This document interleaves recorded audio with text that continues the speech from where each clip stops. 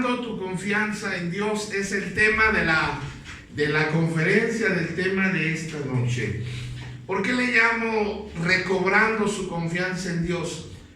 Van a haber momentos en nuestra vida donde a veces nuestra fe va a parecer que ha sido decepcionada. No porque Dios nos decepciona, pero hay gente que, especialmente cuando uno lleva años, hermanos, es difícil mantenerse en el camino del Señor. Si fuera fácil, todo el mundo lo lograría.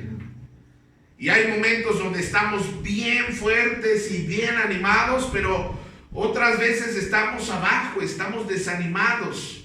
Y cómo nos cuesta trabajo retomar nuestra comunión con el Señor, nuestro servicio, nuestro ministerio que tiene que ver con el Señor o lo que Dios nos ha dado. Debemos entender que la vida cristiana se vive, se camina en fe. Amén, hermanos. Y para nosotros poder caminar en fe, necesitamos comprender algo, hermanos. Van a haber momentos donde tu confianza en Dios es todo lo que vas a tener.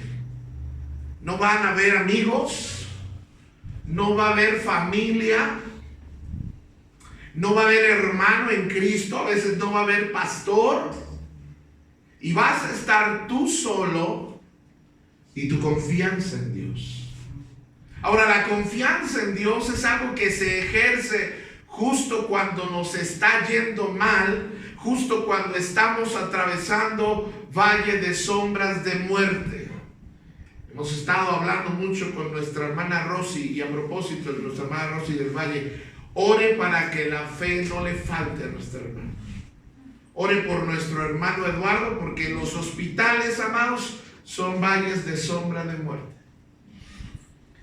¿Y cuándo es que vamos a ejercitar la confianza en Dios? Cuando todo va mal. Cuando económicamente estamos batallando, es el momento de activar la confianza en Dios. Cuando parece que la familia se está despedazando y se viene todo abajo, es el momento de seguir confiando en Dios. Cuando parece que nuestros hijos están más lejos del Señor, más perdidos, amados hermanos, es tiempo de ejercitar, de activar nuestra confianza en Dios. ¿Y por qué le digo esto? Porque va a haber un momento donde la razón va a llegar a tu mente y a tu cabeza y te va a decir que no es posible lo que estás esperando de Dios. Por eso es que quiero decirle en esta noche que la fe no es inferior que la razón. Porque pareciera, el ser humano siempre le busca explicación a todo y siempre quiere el por qué. Ahora, que no entienda no quiere decir que no sea posible. Porque cuando yo creo, va a haber siempre un conflicto entre la razón y la fe. La fe me dice que Dios puede lo imposible. Y la razón me dice que eso es imposible humanamente, médicamente, económicamente, sentimentalmente. Lo que yo le estoy pidiendo al Señor es algo imposible. Y va a haber una lucha entre mi razón y mi fe.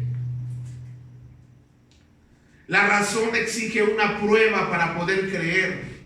La fe cree sin ver. Por eso Jesús dijo: bienaventurados los que no vieron y creyeron.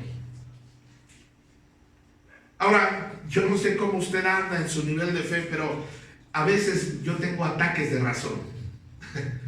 O sea, ataques de razón es real, el problema es real, la prueba es real, el conflicto es real, la guerra es real, los problemas son reales, las heridas son reales, y el diablo viene y me confronta con mi realidad. No está mintiendo, a veces viene y me frota mi realidad en mi rostro y echa a andar mi razón, y el diablo a través de mi razón me quiere convencer de que lo que yo estoy esperando y tratando de creer en Dios no es posible. Ahora, ¿cómo lograr para creer que se puede? Porque acuérdense, estamos hablando de confiar en Dios, y la confianza y la fe van de la mano. La confianza y la fe van de la mano. No va a funcionar hasta que no demos un paso de fe. Ahora, cuando damos un paso de fe, amados hermanos, quiero decirle que sonamos ridículos o nos vemos ridículos un ratito usted y yo, porque estamos en contra de lo natural. Por ejemplo, el médico dijo que no te vas a curar, y suena ridículo de repente en mi mente, ya con el diagnóstico, orarle a Dios que me sane cuando ya dijeron que no voy a sanar. Los estudios no mienten, y mi fe y mi confianza están en un conflicto, ¿verdad? Ahora, esta parte de la que le quiero hablar. Si no damos un paso de fe, no veremos los milagros del Señor. Pero si creemos que Dios puede, hermanos, Dios nos va a revelar cómo. Vean, el ser humano siempre quiere saber primero el cómo, y así no funciona. Dios dice primero, cree, y si puedes creer, dijo Jesús, al que cree, todo le es posible. Y si no fuera todo, Él nos hubiera dicho, bueno, las situaciones de enfermedad degenerativa, la situación de rebeldía extrema en los hijos, eso no entra. No, Jesús dijo todo. Cuando tú le crees a Dios, a pesar de lo difícil, a pesar de lo imposible, Dios va a revelarnos la forma en la que sí se puede. Te voy a decir una cosa, la Biblia, ¿cuántos han leído la Biblia alguna vez? Qué buena idea. ¿Sabes que la Biblia está llena de historias raras? En la Biblia encuentro una pareja de ancianos de más de 80 años encargando bebés. Biológicamente imposible, médicamente imposible. Encuentro la historia de un hombre levantando una vara, una simple vara, no era una vara mágica, una vara, y el mar se partió en dos. Encuentro en la Biblia la historia de un ejército dando vueltas alrededor de una gran muralla, de una gran pared, y dando vueltas para que se cayera. Encuentro la historia de un hombre de campo con 300 hombres venciendo a un ejército innumerable como la arena del mar y poderoso además de todo. Encuentro la historia de un general sumergiéndose, leproso, de la coronilla a la planta de los pies, sumergiéndose en un río y quedando sano.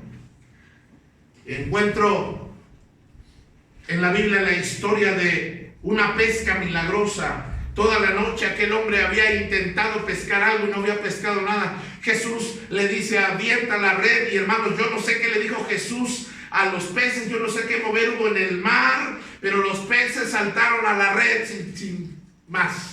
Una historia rara. Encuentro a Jesús caminando sobre el mar. Encuentro alimentaciones milagrosas de más de 5,000 personas. Encuentro historias de ciegos, de paralíticos, ciegos recobrando la vista y paralíticos caminando. Encuentro historias tan increíbles como muertos regresando a la vida, y no como zombies, sino por el poder y la gracia del Señor. Si tú te das cuenta, las historias de la Biblia son raras, son extrañas. ¿Y por qué te quiero decir esto? Porque hay momentos, hermanos, donde en nuestra vida la razón te va a decir, te va a gritar, ¿por qué no es posible? Ahora, tú vas a tener que sujetar tu razón a tu fe. El ateo Al ateo lo controla la razón. Pero al creyente, al Hijo de Dios, lo controla la fe. La fe controla la razón. Primero creo, luego entiendo. ¿Sí me están entendiendo? Y lo podemos lograr.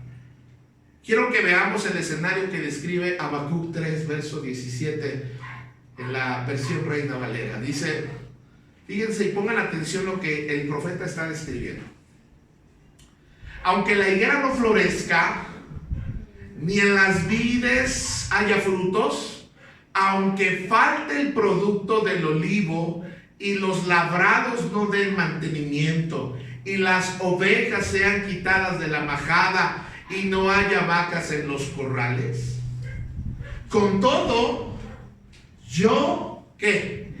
Me alegraré en Jehová y me gozaré en el Dios de mi salvación. ¿Sabes cómo se le llama eso? Confianza.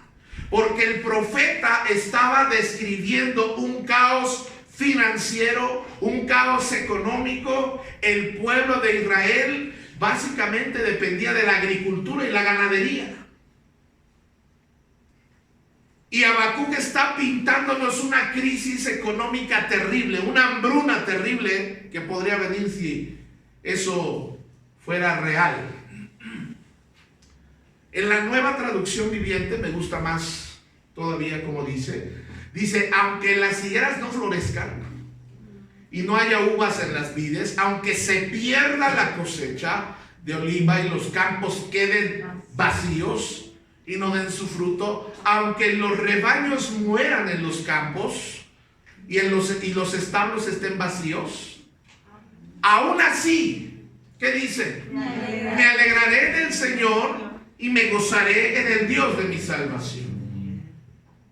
Y para que nos quede claro, ya ve que yo soy multiversiones, en la traducción del lenguaje actual dice, aunque no den higos las higueras, pues sí, ni den uvas las viñas, ni aceitunas los olivos, aunque no haya en nuestros campos nada que cosechar, aunque no tengamos vacas ni ovejas, esto sería algo así, aunque no haya trabajo, aunque no haya venta, aunque no haya clientes, aunque la pensión sea cancelada, aunque la ayuda económica no nos llegue, siempre, ¿qué dice? Te alabaré, ¿cómo? Con alegría, porque tú eres mi Salvador. Alguien se puede gozar, hermanos, en esta noche. Habacuc dice, aunque falte el olivo, los campos, aunque todo esto me falte, dice, yo me voy a alegrar. Es decir, en otras palabras, amados hermanos, mi alegría, mi gozo, mi estabilidad emocional, yo sujeto mi estado de ánimo. Mi estado de ánimo no depende si hay fruto, si hay prosperidad en el campo, si hay vacas en el establo, no. Mi gozo, mi alegría depende del Señor, porque mi confianza, si está mi confianza en eso, mi confianza, mi vida se acabó entonces. ¿Qué pasaría si el día de mañana nuestro negocio se terminara? ¿Qué pasaría si nos quitaran el empleo? ¿Qué pasaría si el gobierno dijera no más pensiones? Ay, pastor, no. ¿Qué pasaría si no hubiera más trabajo? Yo te voy a decir qué pasaría. Dios seguiría cuidando de nosotros. Amén. Pero el asunto es nuestra actitud en medio de la situación. Ahora, le voy a decir qué estaba pasando. No dice que estaban en esa condición, dice aunque falten. Yo creo que lo que Habacuc está diciendo, ahorita tenemos abundancia, ahorita estamos llenos, ahorita tenemos de todo, tenemos vacas, tenemos ovejas, tenemos éxito en los cultivos, en las viñas, en los olivares. Todo ahorita está al 100%, pero si algún día me falta todo eso, si algún día me falta el trabajo, me falta el salario, me faltan los clientes, me faltan los proyectos, si algún día me falta la salud, Yo me voy a seguir alegrando en Él, porque Él es mi alegría y mi gozo. Si algún día todo cambia, si algún día todo falla, mi confianza va a seguir siendo la misma. ¿Me está entendiendo? Porque tarde o temprano vamos todos a atravesar por prueba, por adversidad, por necesidad. Tarde o temprano vamos a estar en ese valle de sombra de muerte. En esta pandemia muchos han atravesado ese valle. Mi alegría viene de Dios. Y si lo pierdo, vamos a decirlo así, y si pierdo mi sustento, y si pierdo mi trabajo, yo voy a seguir confiando. La palabra clave es aunque. No. Mi gozo y mi confianza y mi alegría deben seguir siendo la misma. Pero si yo perdiera todo, me voy a recuperar. Más días conmigo. 1, 2, 3.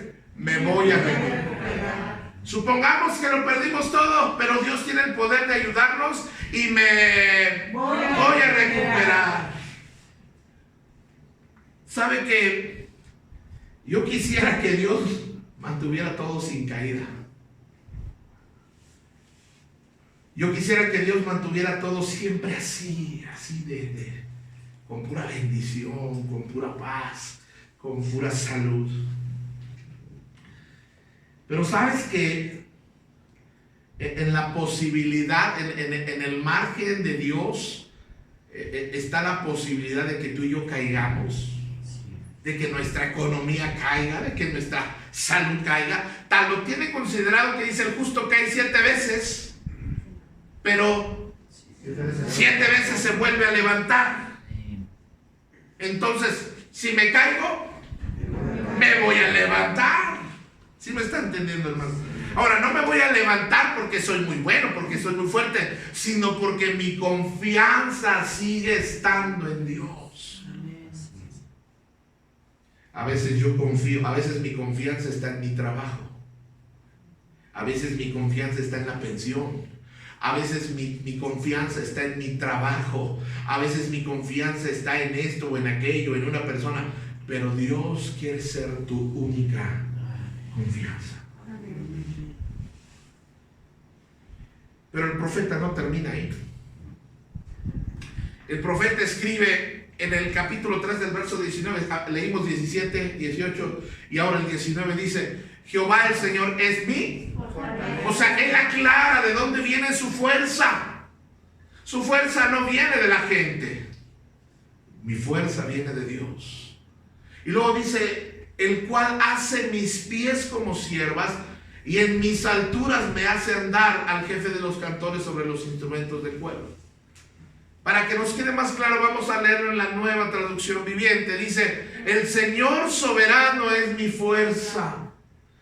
Él me da pie firme como al venado, capaz de pisar sobre las alturas.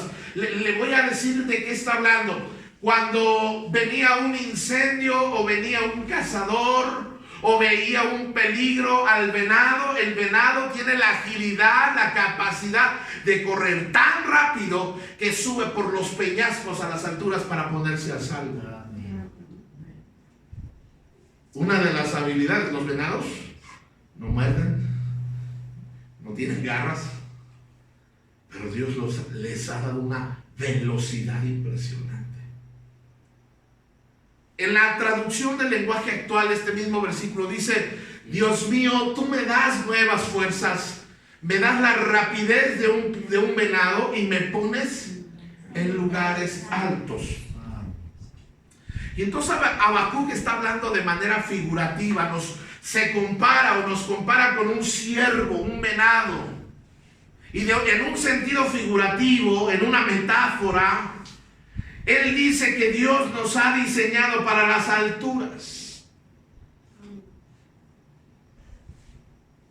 Pero también Habacuc dice: si algo no es transformado en mí. Habacuc habla de sus pies. Sus pies tenían que ser transformados de manera figurativa, como los del ciervo, como los del venado. ¿Por qué, amados hermanos? La altura que Dios tiene alturas para nosotros, bendiciones para nosotros, logros para nosotros. Pero eso va a exigir una transformación de nuestra manera de ser, de nuestra manera de vivir.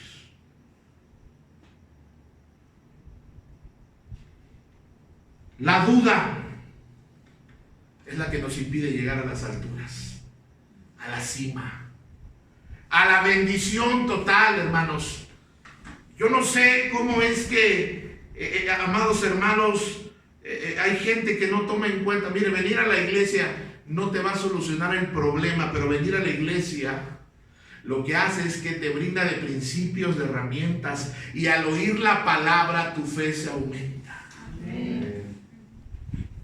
Por eso cuando la gente no viene, la gente más derrotada, más conflictuada, la gente más débil, es la gente que menos viene a la iglesia.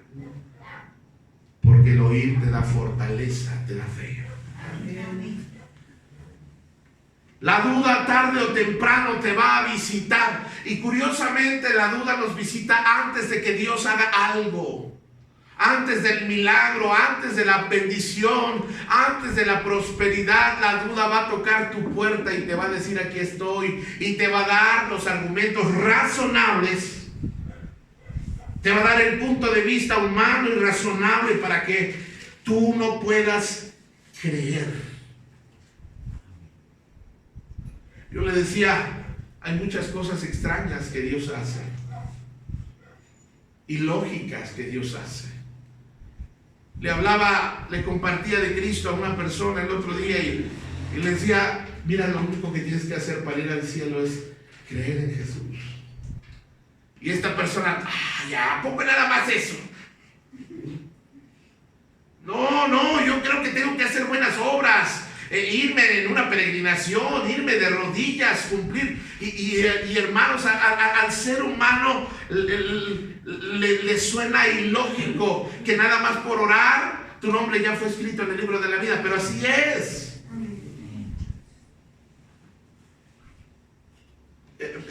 Es ilógico cuando uno ora por un enfermo y le pone las manos. Y el estudioso, el gnóstico, el científico, el ateo dice: si ya los medicamentos no hicieron nada por él, ¿qué van a hacer? ¿Qué va a hacer una oración con manos? Es ilógico. Pero así obra Dios, con métodos extraños, cosas extrañas. Ahora, no tienes que entender lo que Dios hace. ¿O prefieres entender lo que funciona y de qué te sirve entender lo que funciona si... o más bien entender si no funciona? Lo que quería decir. Mejor le creo a Dios. Los métodos de Dios son bastante extraños y hay cosas absurdas, pero funcionan. Yo no entiendo, porque para mí puede sonar absurdo que por dar una ofrenda Dios me va a multiplicar. Es extraño, es ilógico. Pero así funciona con Dios. Mire, por ejemplo, Jesús les va a contar a sus discípulos la parábola de los talentos. Y en la parábola de los talentos a uno le da 5, a uno le da 2 y a uno le da 1. Y hermanos, la palabra del Señor nos dice que uno tenía miedo. Y dice la Biblia que cuando vinieron a entregar sus talentos, el que tenía 5 trajo 10, el que tenía 2 trajo 4. Ahora, yo estaba pensando, a ese que trajo 5 y a ese, que trajo 10, al que le dio 5 y al que le dio 2, Dios lo bendijo, Dios lo apoyó, Dios lo respaldó. El Señor es un tipo de Dios en la historia. Y Dios lo respaldó, lo bendijo, lo apoyó para que producieran el 100%, el doble. Al que tenía 2 lo bendijo, lo apoyó y lo respaldó para que pudiera ganar lo doble. ¿Qué pasó con el que tenía 1, amados hermanos? Fíjense lo que dice ahí. Pero el último se presentó, por último se presentó el siervo que tenía una sola bolsa de plata y le dijo: amo, Yo sabía que usted era hombre severo, que cosecha donde no sembró y recoge las cosechas que no cultivó. Tenía miedo ¿de qué? De perder su dinero, así que lo escondía en la tierra. Mire, aquí está su dinero de vuelta. La palabra del Señor nos dice que el que tenía uno tenía miedo. Yo pregunto, ¿a él Dios no lo quería bendecir, respaldar o apoyar? Claro que sí. Pero ¿sabe qué se puso a pensar? Se puso a razonar. Se puso a analizar. Y dijo, no. ¿Qué tal si lo pierdo? ¿Qué tal si no me sale? Mejor lo guardo. ¿Sí me está entendiendo? Y el temor, el miedo hizo que enterrara lo que se lo dio. Amados hermanos, no tiene que ver con cantidad, tiene que ver lo que haces con lo que tienes. Haz lo que puedas con lo que tienes, no te pongas a ver quién tiene más. Haz lo que puedas con lo que tú tienes. No son los talentos que tengamos, pocos o diminutos, es lo que hacemos con lo que Dios nos dio. Sea lo que Dios te haya dado, debes de aprender a dar un paso de fe y confiar en Dios. Porque Dios nos bendice, nos apoya y nos respalda para producir. El problema es la falta de confianza en la bendición de Dios. ¿Sabe qué debió haber hecho el que tenía un talento? Debió sentirse inspirado. Debió ver cómo Dios estaba bendiciendo al que tenía 5, al que tenía 2. Pensar, yo creo que Dios también a mí me puede bendecir. El problema es que él había sido bendecido o no había sido bendecido, ¿sí? Sí. Ahora, obvio, a uno le dieron 5, a otro 2, pero a este también le tocó bendición. Te digo una cosa, tú y yo ya estamos bendecidos. Somos bendecidos. Pero fíjese, aunque somos bendecidos, a veces no actuamos como bendecidos. De hecho, no está mal, hermanos, pero a veces oramos, Señor, bendíceme. Y Dios está en el cielo, oh, cosita ternura. Míralo, Pedro, dice que lo bendiga, ya lo bendije. Él ya nos bendijo con toda bendición, dice la palabra del Señor. Pero ¿cuál es el problema? Que aunque somos bendecidos, no estamos viviendo como que somos bendecidos. Porque los bendecidos hablan como bendecidos. ¿Cómo habla una persona bendecida? Yo les voy a confesar, al principio da enojo con esas personas. ¿Cómo estás? Bendecido, y con una sonrisota, y tú que no estás tan bien, dices...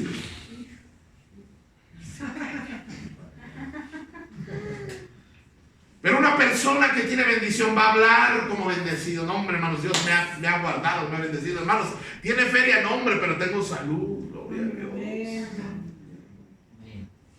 Los bendecidos hablan como bendecidos, piensan como bendecidos. O sea, yo no estoy pensando con lo que voy a hacer cuando Dios me bendiga, porque Dios ya me bendijo. Actúan como bendecidos. ¿Cómo actuamos cuando ya sabemos que llegó el cheque o el depósito, hermanos? Con seguridad, ¿verdad? Vamos a la tienda con seguridad y le echas jamón, medias noches, salchichas, conchas, leche.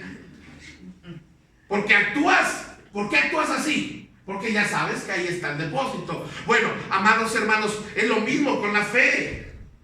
Yo actúo y vivo de acuerdo a la bendición que Dios ya me dio. Ya estoy bendecido. Entonces mi actuar debe ser como una persona bendecida. Pero los que estamos bendecidos y no creemos que estamos bendecidos, somos inseguros. Y por último, reaccionan como bendecidos. De nada sirve tener carro si nunca lo mueves. ¿Sí me está entendiendo? Bueno, vamos a entrar en la medida de fe que Dios nos ha dado. Romanos 12:2. No os conforméis a este siglo, sino transformados por medio de la renovación de vuestro entendimiento. El problema de la falta de confianza en Dios, o de por qué perdemos nuestra confianza en Dios y por qué tenemos que retomar nuestra confianza en Dios, es porque nuestro pensamiento ha sido afectado. Porque nuestro pensamiento se enfoca en lo negativo, en lo que no soy, en lo que no tengo, en lo que no he logrado, en lo que me falta, en lo que no me aman, en lo que no me dan, en lo que no me atienden. Y Pablo escribe y dice, miren, esos pensamientos tienen que ser renovados para que puedan comprobar, para que puedan ver, palpar, experimentar cuál es la voluntad de Dios, buena, agradable y perfecta. Pero luego miren qué interesante es el versículo 3. Está hablando con transformando nuestro entendimiento por el Espíritu Santo.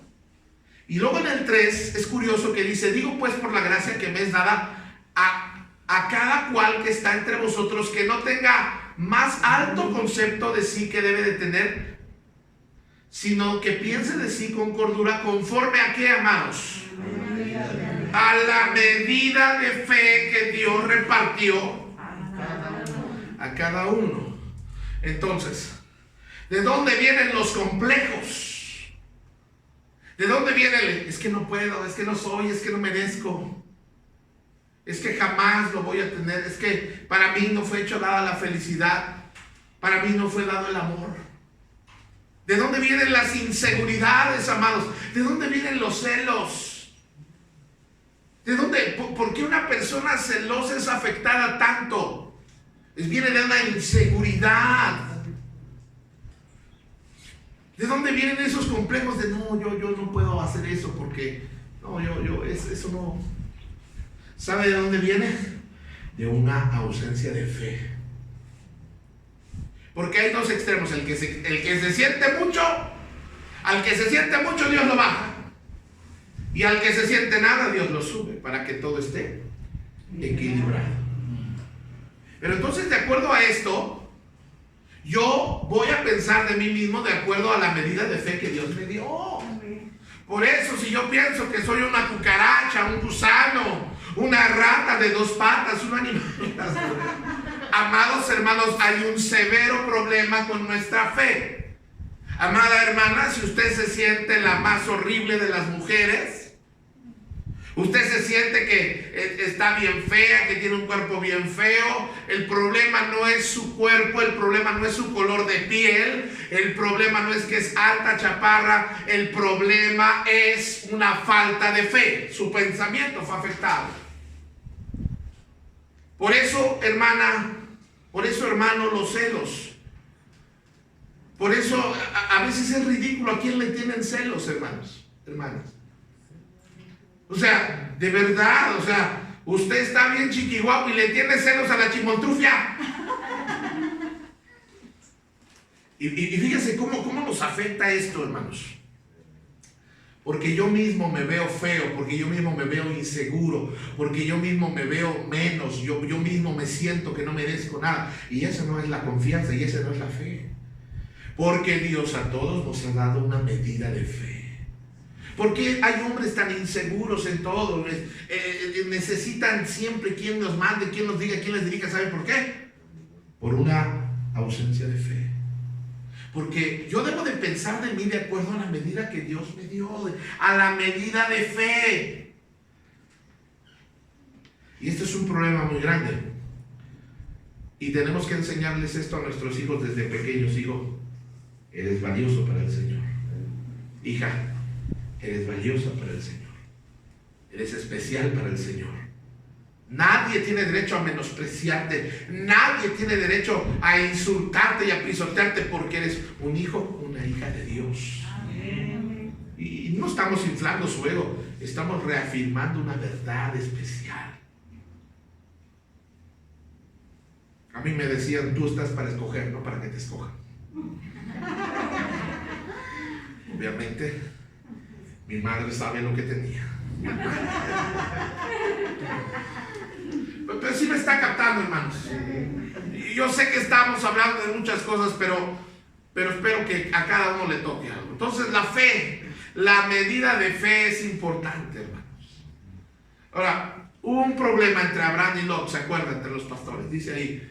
Hubo contienda entre los pastores del ganado de Abraham y los pastores del ganado de Lot. Y el cananeo y el fereceo habitaban entonces en la tierra. Entonces Abraham le dijo a Lot: no hay ahora altercado entre nosotros dos, entre mis pastores y los tuyos, porque somos hermanos. Verso 9. No está toda la tierra delante de ti. Yo te ruego que te apartes de mí. Si fueres a la mano izquierda, yo iré a la derecha. Y si tú a la derecha, yo a la izquierda. Abraham quería que se acabara el conflicto. Y dice: mira, Lot, yo te amo, te quiero, pero donde tú vayas, tú escoge. Yo me voy a mí no me importa qué escojas tú. Yo me voy a donde sea, pero no quiero problemas. Y miren lo que dice ahí. Y Lot alzó sus ojos y vio toda la llanura del Jordán, que toda era de riego, como el huerto de Jehová, como la tierra de Egipto en dirección a Zoar, antes que destruyese Jehová Sodoma y a Gomorra. La Biblia nos dice que la vida cristiana o el andar del cristiano es por fe y no de vista. Y lo que nos está ilustrando la vida de Lot es que no confiaba en Dios. Él estaba confiando en lo que veía. Él ventajosamente, él se dejó guiar por lo natural, por lo que sus ojos veían. Y él escogió la llanura. Ah, no, mira, aquí mis ovejitas van a tener donde. Aquí hay donde cultivar, donde hay aguas de riego. Lo que a Lot se le olvidó es que no es el lugar, sino la bendición. ¿Y la bendición con quién estaba? ¿Con Abraham o con Lot? Con Abraham. ¿Quién fue más bendecido al final, Lot o Abraham? Abraham. ¿Quién logró más, Lot o Abraham? Abraham. Porque a Abraham no le importaba que el lado que le tocó estaba más seco. ¿Sabe por qué? Porque la bendición de Dios estaba con él. Porque la confianza de Abraham para ser rico y prosperar no estaba en que la tierra fuera buena o en que hubiera agua cerca de ese lugar, sino que Dios le había dicho: te voy a bendecir. Caminaba por fe, hermanos. Tú y yo vamos a ser bendecidos en el momento que empecemos a caminar en fe. Y dígame si Abraham no caminó con fe. Pero Jehová había dicho a Abraham: vete de tu tierra y de tu parentela a la casa de tu padre y a la tierra que te mostraré. No le dijo a dónde. Ve, yo te voy a mostrar. Eso es fe. ¿Qué si eso nos hubiera dicho a nosotros? Dios, pero dame la dirección. Siquiera mándala por Google Maps, por Waze. Para que pueda llegar. Abraham se tuvo que mover en fe, caminar por fe. Y ahí nomás tiene una promesa. Fíjese lo que le dice. Ahí le está dando la promesa. Y haré de ti una nación grande y te bendeciré y engrandeceré tu nombre y serás bendición. Y bendeciré a los que te bendijeren, los que te maldijeren maldeciré, y serán benditas en ti todas las familias de la tierra. Mi actitud no cambia, mi gozo no viene hasta que veo lo que Dios me prometió, sino mi gozo viene desde antes. Mi buena actitud viene desde antes. Mi paz viene desde antes. Por eso ya cuando llega la bendición, ya había una estabilidad de confianza en mi vida. Ahora, en Génesis 12 le da la promesa, pero pasó un tiempo, un buen tiempo para que esa promesa se cumpliera. Y volvieron y vinieron a En-Mispisat, que es en Cades, y devastaron todo el país los amalecitas y también al amorreo que habitaba en Hasazotamar. Versículo número 18. Entonces Melquisedec, quien nosotros sabemos que era Jesús, un tipo de Dios en el Antiguo Testamento, entonces Melquisedec, rey de Salem, sacerdote del Dios Altísimo, ¿qué sacó? Sacó pan y vino. La Santísima Cena ya estaba ahí, la cena del Señor, que por cierto nos toca el domingo. Y le bendijo. O sea, Génesis 12 le da la promesa, Pero pasó un tiempo y en ese tiempo hubo hambre, hubo necesidad. Secuestran a Lot. Abraham tiene que pelear, Abraham tiene que invertir, Abraham tiene que serle fiel a Dios todo este tiempo. Y aquí en el 14:19 dice, y le bendijo hasta entonces. Pero antes de eso Abraham estuvo confiando siempre en Dios. ¿Sí me está entendiendo, hermanos? Dice, bendito sea Abraham, Dios altísimo, creador de los cielos y la tierra, y bendito sea el Dios altísimo que entregó a tus enemigos en tu mano. Y Abraham le dio los diezmos de todo. No había ley y Abraham ya andaba diezmando. Qué bonito, ¿verdad? Entonces el rey de Sodoma, ya está con otro rey, dijo: Abraham, dame las personas y toma para ti los bienes. Y respondió Abraham al rey de Sodoma: he alzado mi mano a Jehová, Dios altísimo, creador de los cielos y de la tierra, que desde un hilo de la correa de calzado no tomaré de todo lo que es tuyo, para que no digas, yo enriquecí a Abraham. ¿Sabe qué le estaba diciendo Abraham al rey de Sodoma? Mi bendición, mi estabilidad no viene de ti, viene de allá. Hermanos, eso es confianza en Dios. O sea, ¿por qué vemos que Abraham era rico, que exitoso? ¿Por qué vemos que Abraham obtuvo promesas familiares inclusive? Porque era un hombre que aprendía a confiar en todo momento en Dios. Porque era un hombre que había caminado por fe y no por vista. Casi estoy terminando. Gálatas 3:13 dice: pero Cristo nos ha rescatado ¿de qué, hermanos? Porque tú y yo antes de llegar a Cristo vivíamos bajo maldición. Había maldición de pecado, había maldiciones generacionales, había maldiciones espirituales, había maldiciones de todo tipo, porque nuestro padre antes del Señor era el diablo. Entonces estábamos bajo maldición. Pero al venir a Cristo, al reconocer su sacrificio y aceptarlo, al establecer una comunión íntima con Jesús y confesarlo como Señor y Salvador, Él cambia mi maldición en bendición. Y toda maldición que yo traigo de mi generación, de mi pasado, de toda la maldición que pudo haberme echado a alguien, cuando vengo a Cristo todo eso se cancela. Cuando Él fue colgado en la cruz, cargó sobre sí la maldición de nuestras fechorías. Pues escrito está: maldito todo que es colgado en un madero. Entonces, ahora vivo en una vida, o tengo acceso a una vida de bendición. Tengo acceso a una nueva vida. Dios nos cambió la maldición por bendición. Yo tengo que tener un pensamiento de mi vida, de mi persona, de acuerdo a la medida de fe que Dios me dio.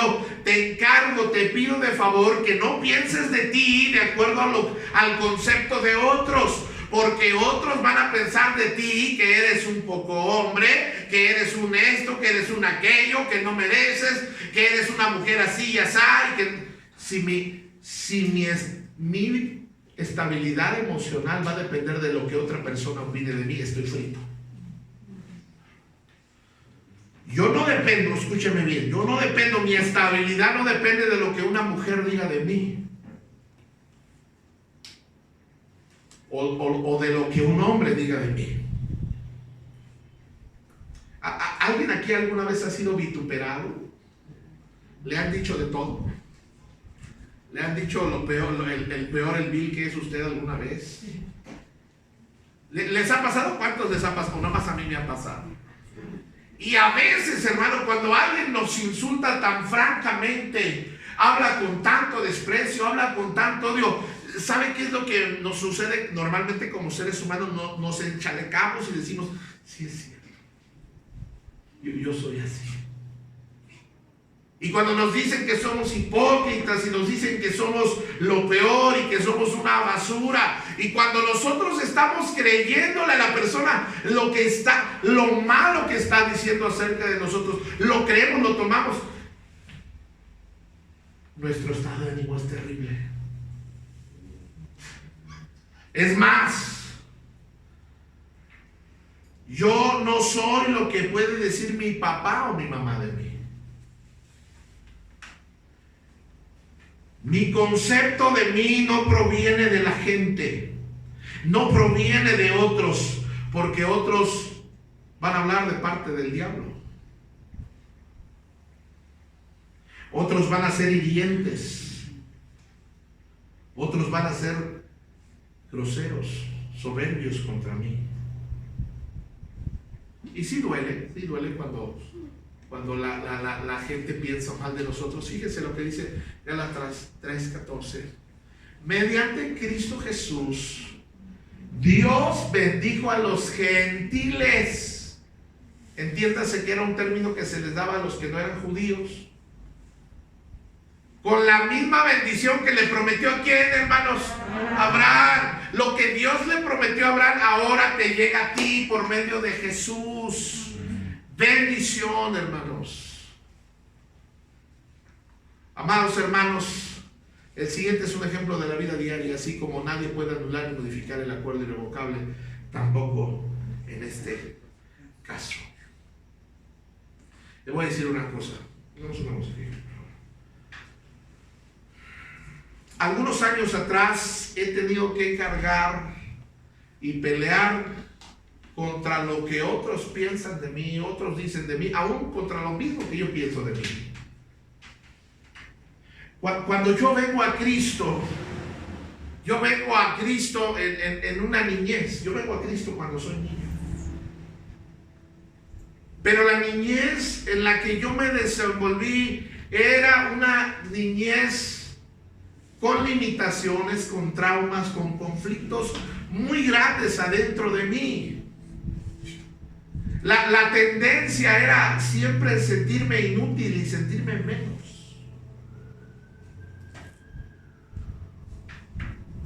Y son complejos, hermanos, muy fuertes que se vuelven un patrón mental en nuestra vida. Y eso nos lleva a vivir en inseguridad. Y eso nos lleva a tomar muy en cuenta lo que otros dicen de mí. Y cuando me voy yo, tengo la oportunidad de irme al instituto bíblico. Pues allá hay Biblia desde la mañana, a las 6:30 el devocional. La primera clase hasta creo que era a las 12 del día, a la hora de la comida. Y luego después de eso,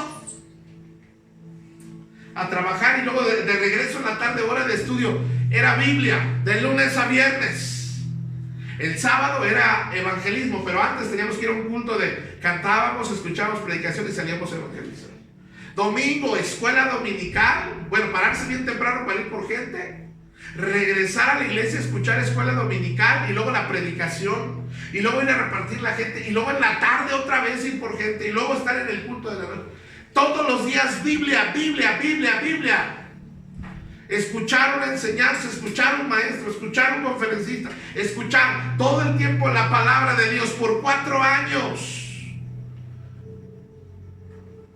Un muchacho acomplejado, un muchacho que había tenido muchos conflictos en su vida, que tenía una pobre opinión de sí mismo. Y sin que yo me diera cuenta, la palabra había penetrado, como dice la palabra, un martillo, hermanos. Rompió mi espíritu herido, mi pensamiento tan pobre y miserable que tenía de mí. Y Dios me hizo sentir amado y especial con su palabra. Yo les voy a decir una cosa, hermanos. He estado y he pasado por momentos donde nadie creía en mí, hermanos. Cuando nosotros acabamos de cumplir 8 años, hermanos, Pero para mí fue tan difícil el volver a reiniciar algo para el Señor, porque yo no creía en mí, porque la gente, nadie, no creían en mí. Y se siente feo cuando la gente no cree en ti.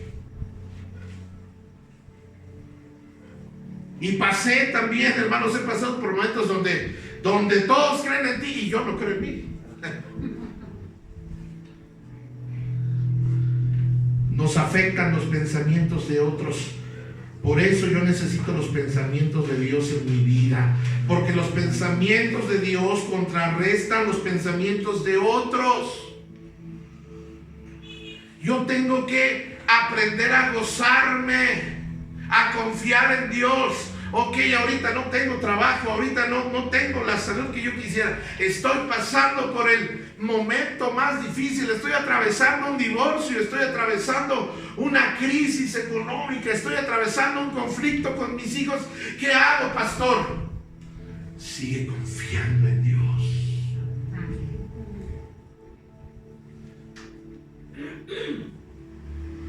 El pasaje que empezamos leyendo: aunque la higuera no florezca ni en las vides haya fruto, aunque falte el producto del olivo y los labrados no den mantenimiento y las ovejas sean quitadas de la majada y no haya vacas en los corrales, con todo yo me alegraré en Jehová y me gozaré en el Dios de mi salvación. Mi gozo, mi paz, mi bendición no dependen de lo que no tengo ahora, de lo que no veo ahora, sino de Él, que aunque no lo veo, Él está presente en mi vida. Yo debo confiar en Dios. Yo debo creerle a Dios. Ahora, ¿cuándo voy a poner en práctica la confianza? Cuando las cosas van mal. Cuando estemos pasando por valle de sombra y de muerte, cuando estemos pasando por una crisis económica, cuando las cosas no nos estén saliendo bien, aun cuando veamos la vida de nuestros hijos que no es lo que debe ser, sigo confiando en Dios, sigo creyendo en Dios. Retoma, recobra tu confianza en Dios. Dios está dispuesto a bendecirnos. De hecho, ya nos bendijo. Ya eres una persona bendecida. Nada más vive tu bendición, tómala. Quiero invitarte a cerrar tus ojos un momento. Ya terminamos, solo quiero orar por ti.